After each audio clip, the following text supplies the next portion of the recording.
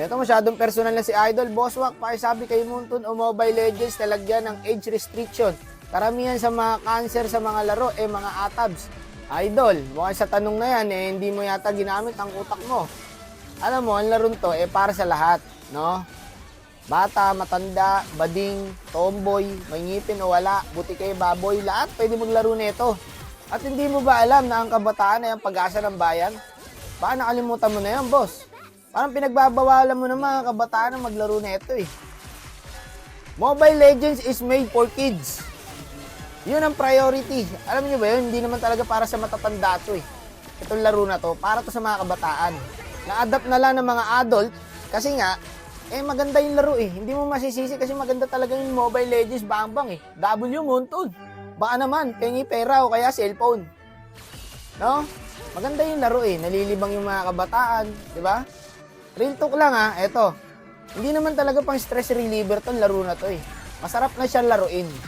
Kaya hindi ako naniniwalang stress reliever to. Nakakabwisit nga tong laro na to eh. Lalo pa nag-solo ka. Oh legit, Moonton, real talk lang No hard feelings. Nakakabwisit na yung matchmaking mo. Nakakasira ng ulo. Pero bakit natitem ka pa rin laruin?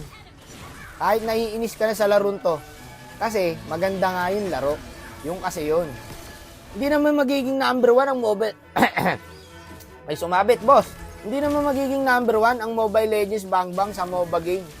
Kung hindi maganda tong laro na to. Lahat naglalaro na nito. Wala kasing pinipiling tao to, boy. Meron nga ako nakikita ang bata, naglalakad, inutusan ng nanay, hawak cellphone, nag-ML. Alam niyo ba kung gaano kahirap mag-ML habang naglalakad? Napakahirap po kung iisipin. Tapos may iniisip ka pang toyo, suka, 3 itlog, sibuyas, bawang, kamatis. Ang hirap na, napagdaanan ko yun ng bata ko. Yun ang pinakamahirap na kalaban. Pag nagmo-Mobile Legends ka, yung nanay mo, uutusan ka. Pero payo sa mga kabataan, unahin nyo muna ang utos ng magulang. Lagi ko nga sinasabi, hindi man kayo matuto sa akin ng mga magagandang highlights, yung mga pang my day. Pero sa pagiging mabuting player, pagiging mabuting tao, yan ang makukuha nyo sa akin. Di totoo yan. Paano masabi? Kaya idol, wag mo sabihin na etong laro to para sa matatanda. Ginawa tong laro na to para sa mga kabataan. Napaka-selfish mo naman tao no? Lalagyan mo ng age limit etong laro na to. Para sa lahat to, libre nga to eh. Actually, makwento ko lang, tatay ko naglalaro na ng ML. Ito lang. Itong nakaraang taon lang, December lang yata siya nag-start. Ang hero, Layla. Hindi na ako nagtataka dahil system yung anak eh. Loko, nung nakaraan lang, tatay ko nangingi ng skin sa akin. Alam niyo kung kaninong skin hinihingi niya? Kay Silong. Silong main na siya ngayon, boy. Kaya yari ka ngayon, inuya siya. Baka mapalitan ka. Diba? Pati AirPods ko, boy. Nalibang sa laro na to. So, ibig sabihin, maganda talaga tong laro na to para talaga sa lahat.